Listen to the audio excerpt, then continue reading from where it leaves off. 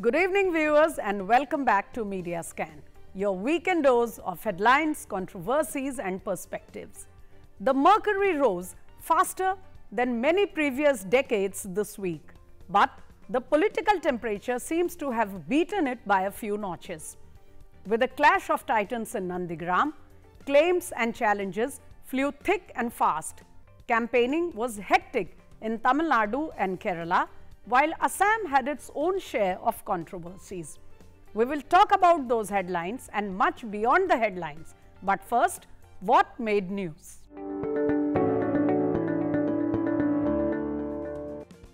The first two phases have witnessed a heavy turnout of voters in both West Bengal and Assam. In fact, voting in the most high-profile Nandigram touched nearly 90%. Mamata Banerjee leveled charges of partisanship on the security forces, while her rival Shubhendu Adhikari said the CM was desperate as she has lost the support of the people. In Assam, following a complaint of EVMs in a BJP candidate's car, the EC suspended the concerned personnel on duty and has ordered repoll. I have a special panel of guests this evening who will help us understand exactly what is going on in just a few moments. A worrying surge of COVID-positive cases from large parts of the country have led to fresh restrictions being imposed on gatherings and events. But it is encouraging to see that the third phase of vaccination took off to a good start. People above 45 started lining up for the jab from early morning on April 1st. So, if you are 45 and above, go for it, don't hesitate. The expert committee appointed by the Supreme Court to study the three agriculture reform laws submitted its report earlier this week. Media reports claimed, on the basis of sources, that the committee had broadly supported the legislations. Meanwhile, the Sanyukt Kisan Morcha has announced that they would hold a protest march to Parliament sometime in May. On the other hand, a group of residents from Noida, near Delhi, have moved the Supreme Court against the blockade of public roads by the protesting farmers.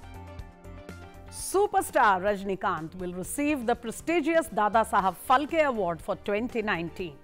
This was announced by Union Information and Broadcasting Minister Prakash Javadekar earlier this week. The legendary actor thanked the government, PM Modi and Mr. Javadekar as well as the jury. He said he wanted to dedicate his award to all those who were part of his journey. His fans are ecstatic. In a bizarre turn of events, Pakistan Trade Minister announced that Pakistan would partially lift the trade ban with India and import cotton and sugar. The very next day, the Economic Coordination Committee of the Pakistan Cabinet, headed by Prime Minister Imran Khan, shot down the proposal. The committee linked the rejection of the proposals to the demand for restoration of Article 370 in India's Jammu and Kashmir. Since then, the people on social media have not had enough of this U-turn. So those were the headlines during the week which you kept reading in the newspapers and saw on your television sets, your computer, mobile sets. Viewers, if we look at the election scenario over the past few weeks, we would have all thought that April 6th will be the big day of the elections in this round, considering the fact that all of Tamil Nadu, Kerala, Puducherry will go to polls on that day. Besides, the third phase of polling in West Bengal and the final phase in Assam. However, in terms of media headlines and the controversies related with it, the high voltage action and other statements, claims, counterclaims, I suppose we are just getting over one of the most newsy weeks in this round of elections. So much has happened, particularly in West Bengal, that I really do not know where to start. So perhaps we should start with West Bengal and where else than Nandigram. But before I come to all that, let me introduce my special panel of guests this evening who will help us to understand in greater detail with a fresh perspective how exactly and what is happening both in West Bengal and the other headline state, Assam. My first guest on Media Scan this evening is Surajit Das Gupta, well-known print, television and digital journalist.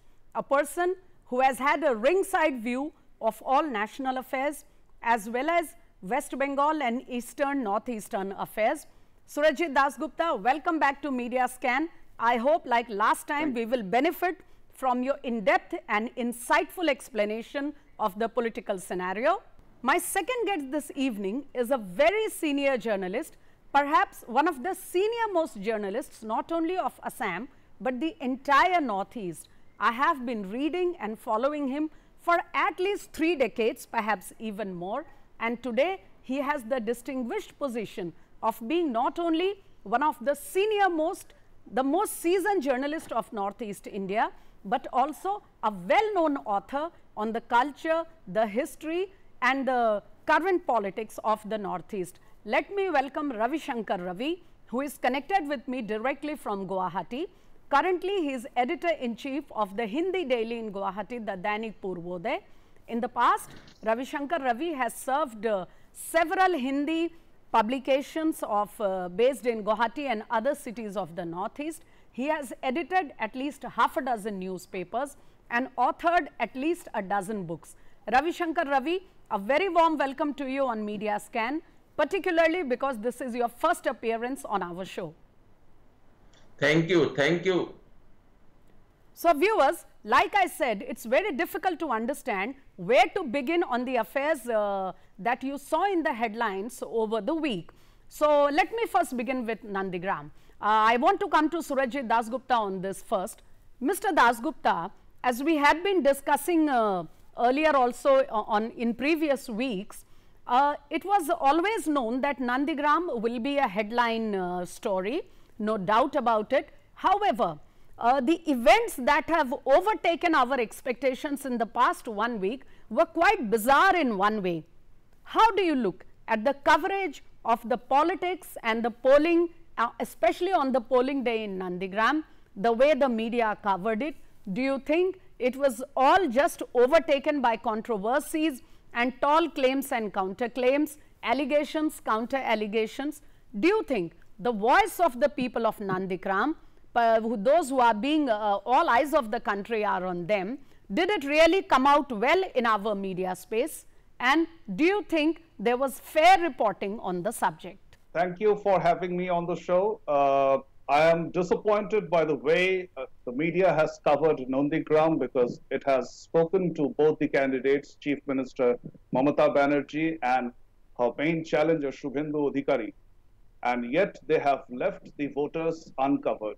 Okay. This is not fair. This is not good journalism, because what needed to be told to the people in the rest of the country was the fact that people who participated in the land movement under the aegis of the Bhumi Uchhed Pratirod Committee have been left high and dry in Nandigram. Their cases have been dragging on.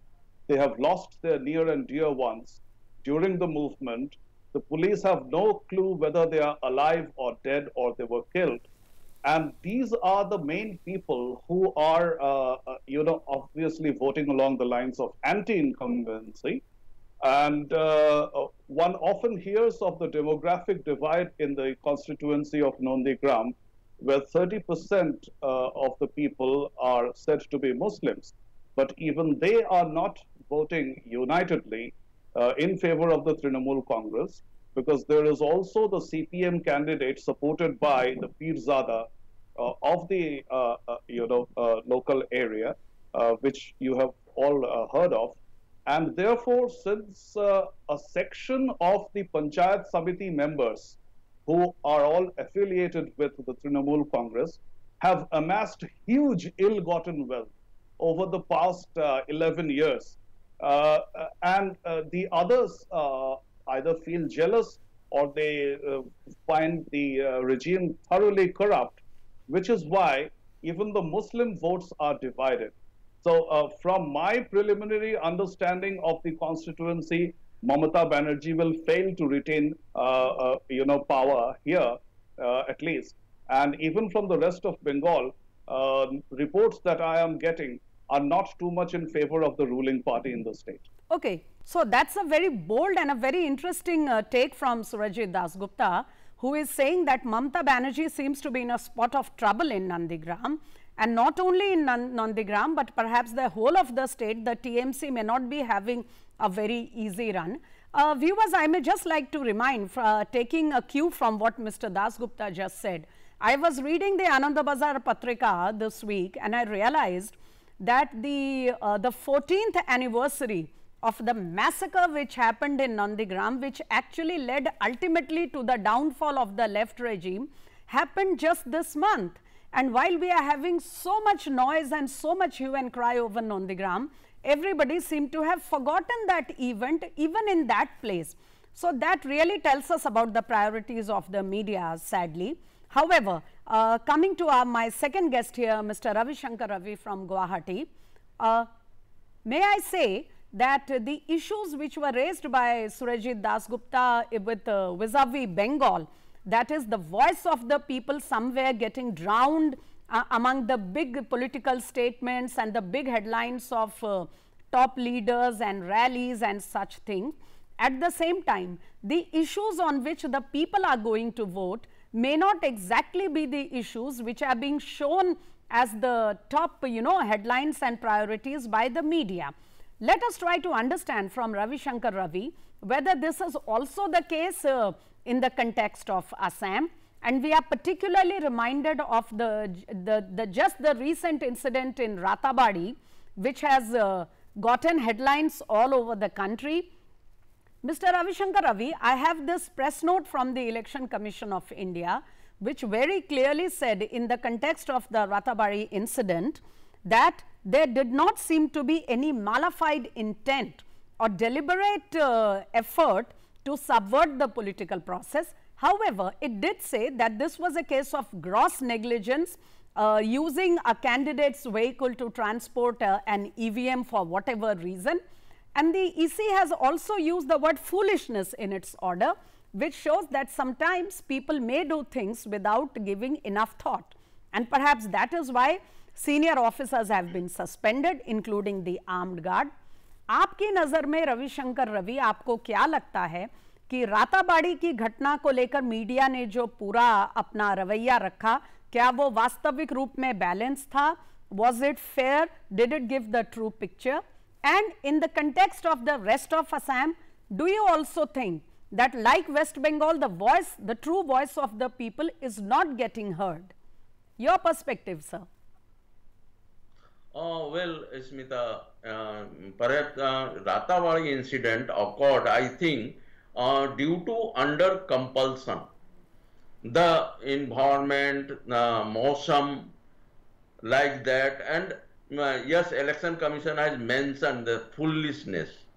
They know the norms, the rule of the election proceeding, but by compulsion और जो वहाँ पर उनकी स्थिति थी, जिस माहौल में वो खड़े थे, उनको ये बहुत इजी लगा कि चलो सामने से कोई गाड़ी आ रही है और उसमें लिफ्ट लेकर हम पोलिंग सेंटर पहुंच जाएंगे। क्योंकि अगर इलेक्शन हो रहा है और इलेक्शन कमीशन की जो रिपोर्ट है कि ईवीएम को कहीं डैमेज नहीं किया गया था, वो पूरी तरह से सुरक्षित था। Yes. और उसमें और दूसरी बात यह है कि वो जो कैंडिडेट की पत्नी की गाड़ी, वो कैंडिडेट दूसरे कॉन्स्टिट्यूएंसी के थे। अगर उस कॉन्स्टिट्यूएंसी के कैंडिडेट की वो पत्नी होती तो ये डाउट किया जा सकता था कि ईवीएम को लूटना या कुछ गलत तरीके आचरण हो सकते थे। लेकिन मेन थिंग है कि वो लेडीज जिनकी गाड़ी में ईवीएम वो ले जा रहे थे, वो तो दूसरे कॉन्स्टिट्यूएंसी के थी, जिससे इस कॉन्स्टिट्यूएंसी का कोई लेना देना नहीं है। Yes, Mr. Ravi, for the benefit of our viewers, I want to underline this point.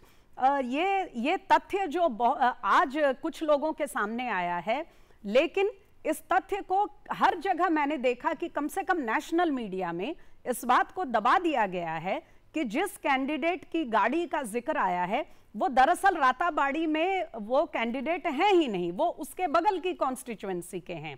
So therefore, I believe the EC may have said that there does not seem to be any malified intent. But please go on, sir. Assam के बाकी क्षेत्रों को लेकर आपको क्या लगता है? आप वहां के सबसे वरिष्ठ पत्रकारों में माने जाते हैं। जिस तरह से बंगाल के संदर्भ में मिस्टर दासगुप्ता ने बताया, हम बहुत आसानी से राष्ट्रीय मीडिया में असम को लोअर असम और अपर असम में बांट दिया जाता है, लेकिन हम जानते हैं कि ये इतना सीधा नहीं है. Assam is a conglomerate of many regions, diverse sensitivities, and people all vote in a different way. क्या आपको लगता है मिस्टर रवि कि असम के लोगों की वास्तविक आवाज मीडिया में इस चुनाव में आ पाई है, या असम के संदर्भ में भी केवल बड़े नेताओं की रैलियां और कार्यक्रमों और बड़े-बड़े बयानों तक हम सीमित रह गए हैं? Exactly. This is happening in Assam. All newspaper and news channel, उनमें अगर आप देखिए तो खाली नेताओं के बयान हैं और नेताओं के एलिगेशन और एंटी एलिगेशन, इस तरह की चीजें भरी है. असम के चुनाव में टी लेवर की बहुत ज्यादा चर्चा हुई और व्यापक चर्चा हुई. भारतीय जनता पार्टी से लेकर कांग्रेस ने और असम गण परिषद, असम जातीय परिषद, रायजोर दल, सबने असम के चाय बागानों की बात की उनके उस पर. लेकिन मीडिया में आखिर इस पूरे इलेक्शन को लेकर चाय बागान का आम मजदूर क्या सोचता है, उसकी क्या फीलिंग है. अगर चाय मजदूरों का पक्ष रखने के लिए अगर कुछ बात की गई तो किसी चाय मजदूर के संगठन के नेता से बात की गई, चाय मजदूर से बात नहीं की गई. और जब वो संगठन है तो उसकी अपनी एक पॉलिसी है, उसका अपना एक पॉलिटिकल आइडियोलॉजी है. जो आइडियोलॉजी उस चाय बागान के मजदूरों का नहीं भी हो सकता है. तो उस पर्सपेक्टिव में अगर हम देखें तो उन चाय बागान के जो इशू हैं, या वो क्या सोच रहे हैं, या जो उनको जो सरकारी योजनाओं का जो लाभ मिला है उस पर उनके क्या रिएक्शन है. क्योंकि जैसे मैं अगर असम की बात करूं तो 30% ऑफ द वोटर्स किसी ना किसी बहाने बेनिफिट हुआ है गवर्नमेंट की स्कीम से. दूसरी बात यह है कि बहुत ऑफेंसिव, बंगाल की तरह यहां भी बहुत ऑफेंसिव स्पीचेज हुए हैं, और कई स्पीच तो ऐसे भी हैं जिनका उल्लेख करके मैं उस बात को और ज्यादा मीडिया तक फैलाना भी नहीं चाहता हूं. और yes, I agree with you, sir. We just read a statement by the son of AIDUF leader Badruddin Ajmal. So I agree with you that by repeating those offensive statements, we will be giving them more traction in the national media, which may not be such a wise thing to do. But you have raised a very serious point on just one point, that is the problems of the chai bagan, the tea gardens. If there is so much that is there to discuss, imagine how much of the issues and the true problems of the people have been subdued in the noise and the hoarse cries of the political rallies and big headlines. However, we will come back to you, sir, on that issue. I am sure you have more to tell us about the state and the people of Assam, just like you mentioned the issue about the tea gardens. But I want to come back to Surajit Dasgupta here on a similar issue. But before that, can we please listen to the Prime Minister, who raised some very pertinent issues, particularly on the Chief Minister and TMC, while he was addressing a huge gathering at Joynagar in Bengal during the week. ममता दीदी, आपको vote के लिए किसी को खुश करना है तो ये आपका अधिकार है, आप जरूर करिए. आपको मुझे गाली देनी है, जरूर देते रहिए, लेकिन पश्चिम बंगाल के लोगों की आस्था को, रामकृष्ण परमहंस, स्वामी विवेकानंद, चैतन्य महाप्रभु की पहचान को मैं गाली नहीं देने दूंगा. Along with that, let us all take a look briefly at how Mamata Banerjee conducted herself when she received complaints about the voting pattern, about some people allegedly not being allowed to vote by the security forces, and she herself went and camped at one of the polling booths in Boyal, which falls within Nandigram. A very brief look, please. আমাকে একটা কথা বলো, 200 মিটারের মধ্যে কেউ থাকতে পারে, 200 মিটারের মধ্যে হাউ দে আর সেফ? 200 মিটারের মধ্যে কি করে আছে? ওরা তো এইখানে দাঁড়িয়ে স্লোগান দিচ্ছে। আর সকাল থেকে শরীর অনেকবার বলা হয়েছে, তোমাকে অনেকবার বলা হয়েছে, বাট কিছু লাভ নেই। ওসব তোমরা শিখিয়ে যে আমরা একটু যাচ্ছি সরে যাক, অবজারভার যাচ্ছি সরে যাক, তারপর আবার কর। এবার বন্যাতি নন্দীগ্রামটা ইন্টারন্যাশনাল ইস্যু করলে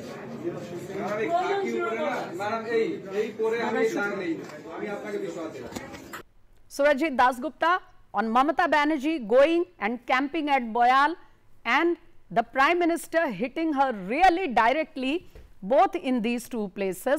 How do you look at the whole issue, sir? Do you think it's going to get worse in the coming phases? It will be more acrimonious? Smita ji, I have been studying the way of campaigning of Prime Minister Narendra Modi since the time he was the Chief Minister of Gujarat. I have also known Mamata Banerjee personally since 1989 when I was a student in Calcutta University. And they have both been true to their form. In the case of Mr. Modi, no matter how trenchant his criticism of his rival, he never crosses the limit of decency, which is an admirable quality in today's political discourse. However, the same cannot be said about Mamata Banerjee, whom I have noticed time and again for the past more than 30 years that she loses her composure whenever she faces a prospect of defeat. And the abusive language that she uses cannot certainly be a part of the national discourse. In that context, Mr. Dasgupta, in that context, how do you look at this sudden announcement by one of very vocal and articulate party MPs saying that she is going to contest from Varanasi, taking on the Prime Minister in 2024, because the Prime Minister in one of his rallies put up a question whether Ms. Mamata Banerjee might be filing her nomination from some other place besides Nandigram? Yes. Unfortunately, the most photogenic of your promoters may not be the wisest one.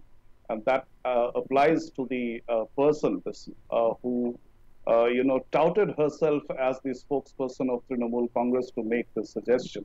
It was certainly not very wise to give an idea to your voters of the remaining 6 rounds that you are about to lose. But then there are 2 other things which I must highlight on this national program. Yes, quickly, about please. Bengal's voting and particularly its electoral malpractices. One of the very old practices that CPM used to employ was to block the voters right at the doorstep of their houses so that they cannot reach the polling booths. Now, even if you deploy central paramilitary forces, it will be difficult for them to man every house in every locality. That is a big challenge for the CRPF and other Jawans who have been deployed in the area. Secondly, as far as EVM malfunctioning is concerned, the record must be set straight once and for all. The Indian EVM, unlike the EVMs that were tested or experimented with in other parts of the world like the United States, is a standalone unit, which means to influence an election, if you take recourse to hacking, you will have to individually hack thousands and thousands of EVM units, which is not possible, and no opposition party has ever found evidence that such a wide-scale theft takes place anywhere May in the I add, country. Mr. Dasgupta, may just I one add sentence more, that one on the sentence more. particularly on the complaints vis-a-vis West Bengal, the Election Yes. Commission has given a very clear, unambiguous statement that all the complaints of EVM malfunctioning were not found to be true at all. Unfortunately, the controversy over EVMs just refuses to die. Ms. Priyanka Gandhi Vadra has raised the issue once again this week in the context again of Rathabari. So I want to come back to Ravi Shankar Ravi here. Mr. Ravi, as I just said, the Election Commission has again and again and again given out very clearly, unambiguously, that there is no possibility technically or otherwise of hacking or tampering with the EVM voting or changing the pattern of votes. However, one issue, sir, which in the context of Assam has been highlighted by newspapers and most particularly the television media in the national network, is the subject of CEA. Again and again, CEA is being made out as one of the most important issues of voting in Assam. Is it really so? Is CEA really one of the most important issues on which Assamese people are going to vote or are voting? And also, the two parties which rose up in Assam, particularly because of the CEA movement, where do they stand? Are they able to win over the people? What do you think is the importance of the CEA issue in the entire election scenario? Your understanding, sir. Well, Smita, before that, just I want to point out on Election Commission reports. Very briefly, sir, we have very little time left.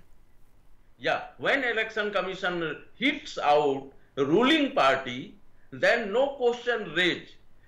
Yesterday, Election Commission has barred Hemanto Biswa Sarma to campaign 48 hours minimum. It means he cannot campaign.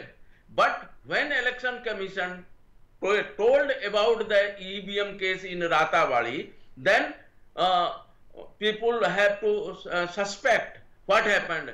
Election Commission is not doing well. So that is the problem. When Election Commission report favored us, then it is good. And when it cannot favor us, so Election Commission is doing biasness. Main thing is CAA. Main thing was Upper Assam. CA movement was very flammable. बहुत ही ज्यादा उसकी ताप थी अपर असम में।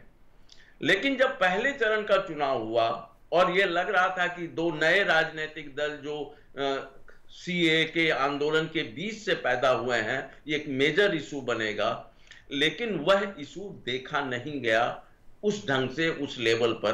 अब 10% 15% population है voters का जो उसके पक्ष में था, लेकिन ओवरऑल मासेस। क्या आप ये कहना चाह रहे हैं कि सीए का मुद्दा जितना कि अखबारों की और टेलीविजन की सुर्खियों में है, वोट देने वाले जो मतदाता हैं दरअसल उनके निगाह में वो दूसरे मुद्दे हो सकते हैं, ये इतना बड़ा मुद्दा नहीं है?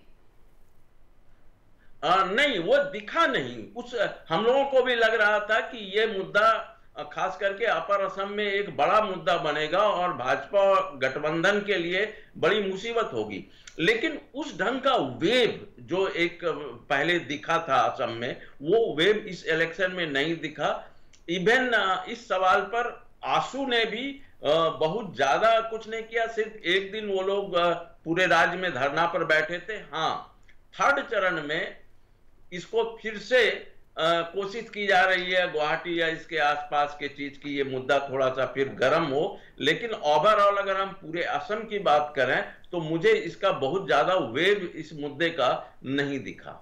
Absolutely, I get your point, sir. The point is well taken. So, viewers, two things very clearly coming out from our discussion with our special panel here, both in the context of West Bengal and Assam.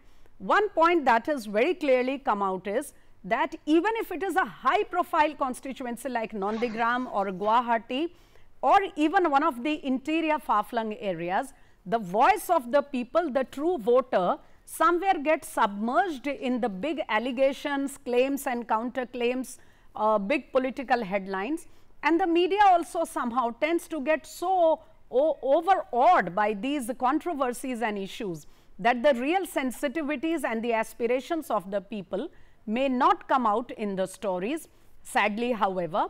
But then that has been our effort from the beginning to try to utilize our time to bring about as many things that are not being covered generally, to bring them to your notice, so we can have a proper 360-degree perspective of the subject on the table. With that, viewers, I am afraid I have completely run out of time this evening. As I said, there was so much to discuss, I have not been able to cover all of them. But since elections are still not getting over in West Bengal and Assam, so we shall perhaps come back to both our guests again one of these weekends. Let me thank with all my heart Surajit Dasgupta and Ravi Shankar Ravi, who is connected to me directly from Guwahati. Thank you, both of you gentlemen, for sharing such valuable information with us, telling us things we have not been reading and watching on the media, and sharing your perspective with us. With that, viewers, it's time to say goodnight on Media Scan, but do keep watching DD India as we keep scanning the media for you.